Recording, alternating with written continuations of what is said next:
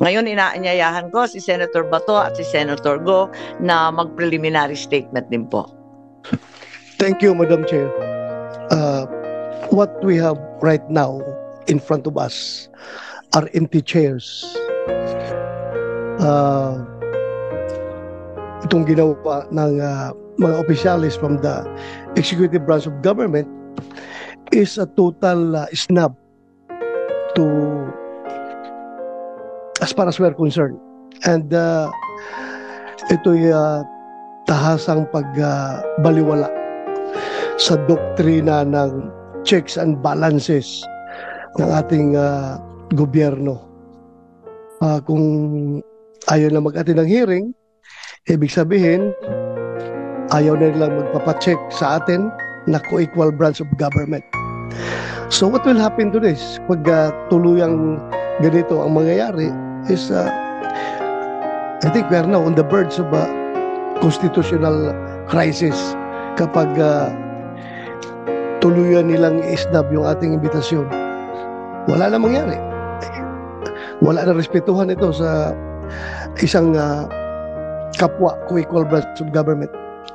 So, Madam Chair, I would like to move that we issue subpoena to these government officials to require their presence in the next hearing. Kung meron ka pang gaganaping hearing, dapat masubpoena ito sila para magkaalaman. Klaruhin natin ito.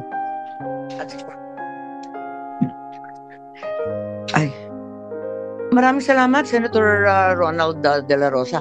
Actually, dalawa yung subpoena na pinapapirma ko sana kay SP Cheese. Isa para kay Prosecutor Fadulyon at ikalawa para sa head ng ating Air Force, si General Cordera. Pero yung dalawa, hindi ko pa natatanggap na pirmado. Ang sinabi ni SP, pinadala na daw niya sa legal ng Senado. Pero hanggang ngayon, wala pa rin tayong natatanggap.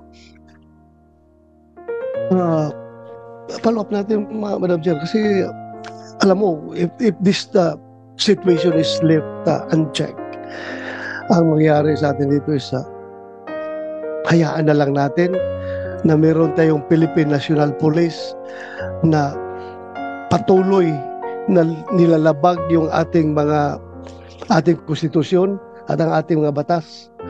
Hindi po maganda ito, Madam Chair.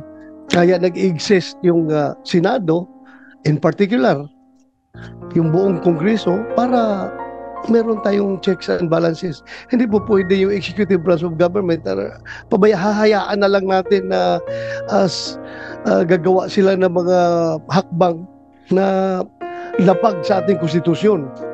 So we are here to check them. So kung hindi sila magpapacheck, isnab sila ng isnab sa atin, then magkakaroon tayo ng constitutional crisis dito, Madam Chair.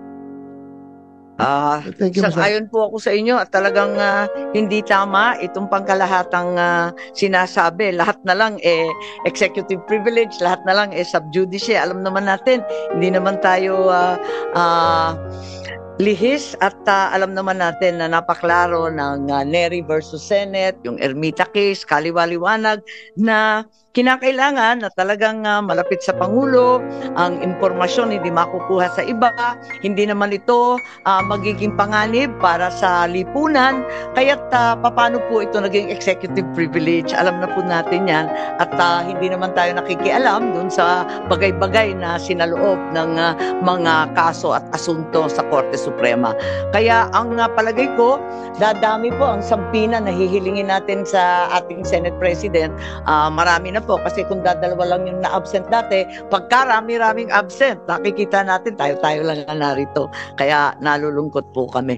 At ngayon, tawagan naman natin si Senator Bongo.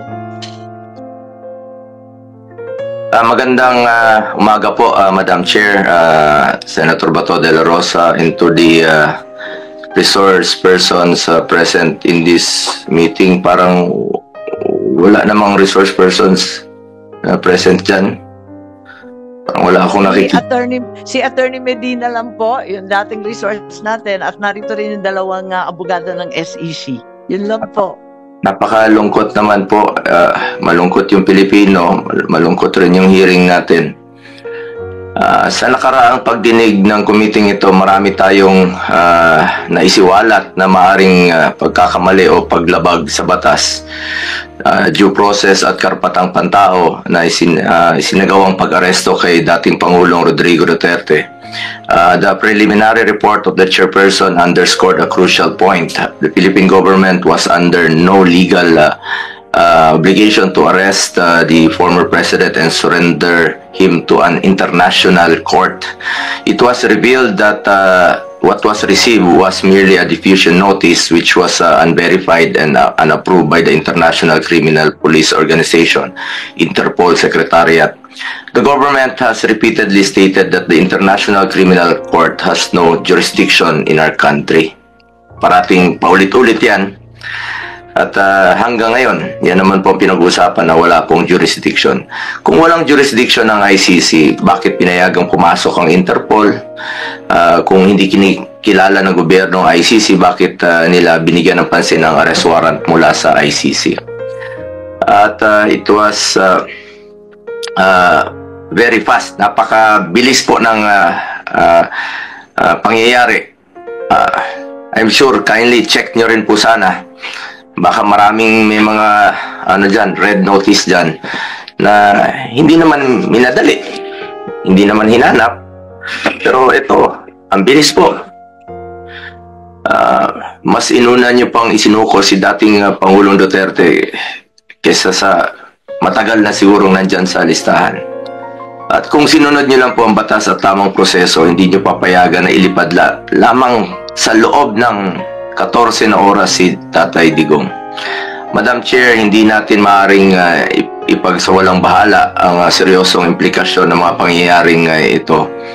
Napaka-unhealthy po itong nangyari ngayon. Maaaring may mga batas at proseso ang ating bansa na nalabag at maaaring may mga karapatan ng isang mamamayang Pilipino ang naisang tabi. Kung ang dating Pangulo ng ating bansa ay maaaring tratuhin ng ganito, paano na lang kaya yung mga ordinaryong mamamayan? Ano ang garantiya na hindi ito mangyayari sa iba? Dapat bawat Pilipino, mataas o mababa ang katayuan sa buhay, dapat may gobyernong masasandalan na hindi siya pababayaan. Former President man o hindi, karapatan yan at lalo sa pagdating sa kanyang kalusugan, kaligtasan at buhay. Hindi rin ninyo isinaalang-alang na matanda na po si Tatay Digong, ang matatanda po, frail, fragile. Sa totoo lang, harmless na po si Tatay Digong. For humanitarian consideration, kahit sinong lolo at lola natin, ginagalang at inaalagaan natin. Yun naman po ang ating kultura dito sa ating bansa. Ngayon, sa ibang bansa, mag-isa siya, napaka-stricto pa doon. Sino pong mag-aalaga kay Tatay Digong doon? Paano na lang kung may mangyari sa kanya doon? Marami naman siyang nagawang kabutihan sa ating bayan. Kung may pananagutan man dahil sa kanyang desisyon para sa kabutihan ng ating mga anak, dapat dito siya litisin sa ating bayan.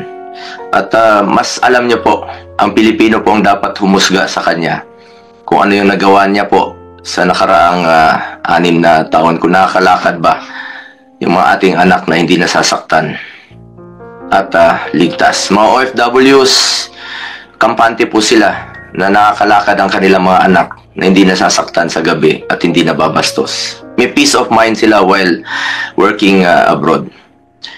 Sa huli, bagamat andun na si Tatay Digong ng buong tapang na hinaharap ang kasong isinampa sa kanya tulad ng kanyang paulit-ulit na ipinangako, napakasakit po sa dibdib na malayo sa kanyang bayan. Ang importante ngayon po ay makauwi si Tatay Digong dito sa ating sariling bansa. Dito niya harapin kung anumang inaakusa sa kanya dahil ilang beses naman niyang sinabi, he takes full responsibility sa kung anumang pananagutan nung kanyang nakaraang termino. Madam Chair, sa mga kasamahan ko, kahit araw-araw pa tayong mag-hearing dito, I'm willing to participate. Pakiusap ko lang po sa inyo, sana matulungan, please bring him home. Marami pong nangungulila, marami pong nasasaktan, mga kababayan ko. Noong nakaraang hearing, nasa Zoom lamang po ako dahil hindi ko kayang humarap sa ilang personnel na mataas ang respeto ko. Nirespeto natin, respeto namin ni Tatay Digong at hindi naman po marunong rumispeto. Ngayon naman po, hindi lang po ako tinakbuhan noon. Ngayon naman, tinakbuhan na naman ang komite. Wala sila. Nabanggit po ni Senator Bato de la Rosa kanina, respeto naman natin, no, na nag-invoke po ang ilan ng executive privilege, may mga excuses.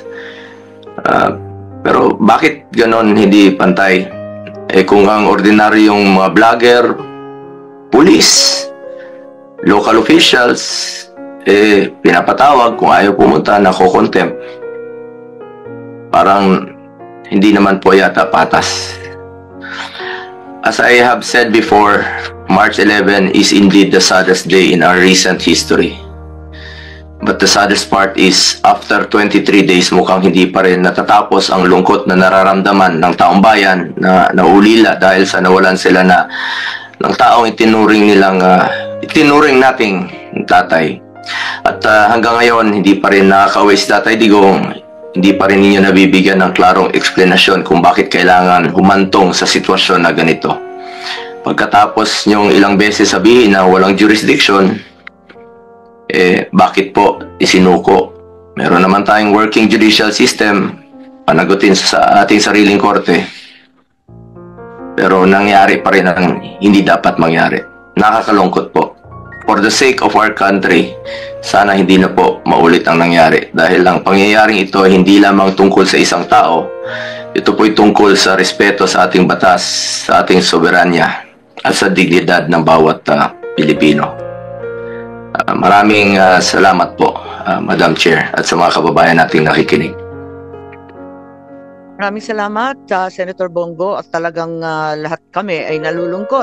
At wala tayong testigo na sumipot. Nakakayamot naman talaga. At gusto ko nga sana, nung una, na magpadala ng subpoena para kay Prosecutor Fadulion ng DOJ at saka doon sa Air Force natin, si General Cordura, dahil nga doon sa Villamor.